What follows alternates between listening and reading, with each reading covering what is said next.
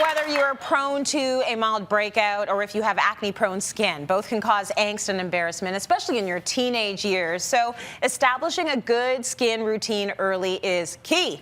Here with tips on how to get your teens on the right track to a clear complexion is Bahar Niramwalla.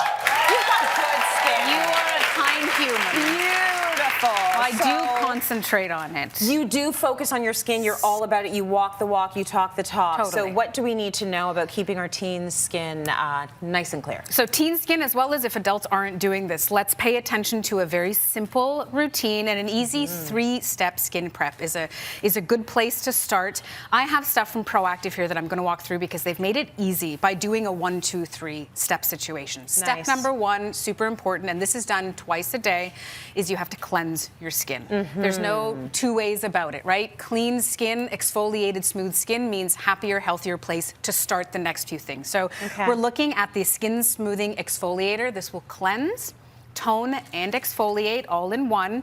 The exfoliation action is actually super important in this step as well, because all of that dead skin that's sitting there, if it has a chance to build up and get into those open pores, that helps the breeding ground for acne. So that's why we need to have a gentle exfoliator as well as a cleanser. And that preps our skin to move to the second portion, which is treating our skin. You have to have a proper treatment to deal with the problem, especially when we're dealing with acne breakouts, either recurring or recurring. So the treatment here we have is their pore targeting solution. It's a lightweight gel, which is really good. It's fast absorbing, but the main ingredient, that thing that's going to do that bacteria killing, is benzoyl peroxide.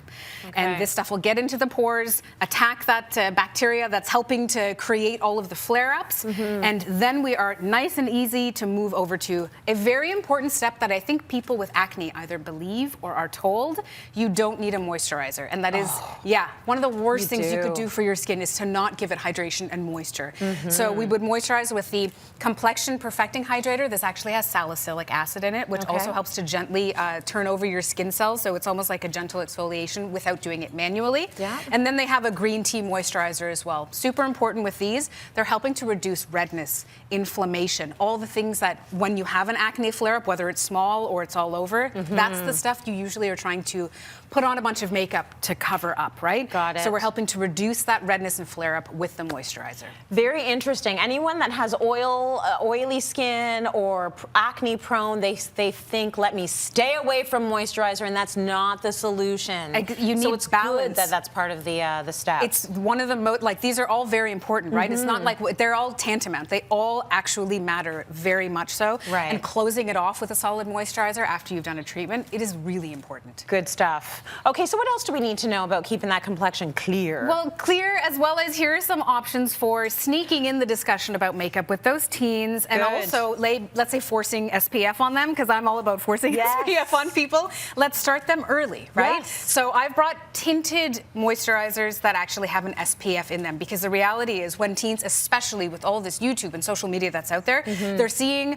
people who have bad skin showing you how to cover it up with like an extremely thick layer of makeup. Full mask. Yeah, and realistically, that's so much fun in your room and for expressing yourself and showing what you can do. But guess what? You will go out into class, you'll go out into school, whatever it is, and people will be like, oh, why are you wearing so much makeup? Realistically, too, you don't need to. You just need a little bit of coverage to cover that redness, and then getting that SPF in there to protect your skin, super important. Okay, I love that. Thank you. I always wonder when the kids are wearing all that makeup, like what happens when you go out on a date? Are you just transferring that whole face? It's a don't touch me. Don't kiss touch. me. Don't kiss me. Don't touch me. Don't touch me. Yeah. It might shift. Exactly. Right? So you want to make sure you can have a light, something light. Yeah, so if it smears a little bit, it's not like here's black and here's white difference. Right? The Absolutely. Exactly. Okay, and what do we have here? Give them a few things to help them feel like they're in control and they're coming from you. How about a brown mascara or a black-brown mascara instead of super black mascara? It's a little something where they feel like, oh my God, I'm so cool, but realistically, nothing major has happened.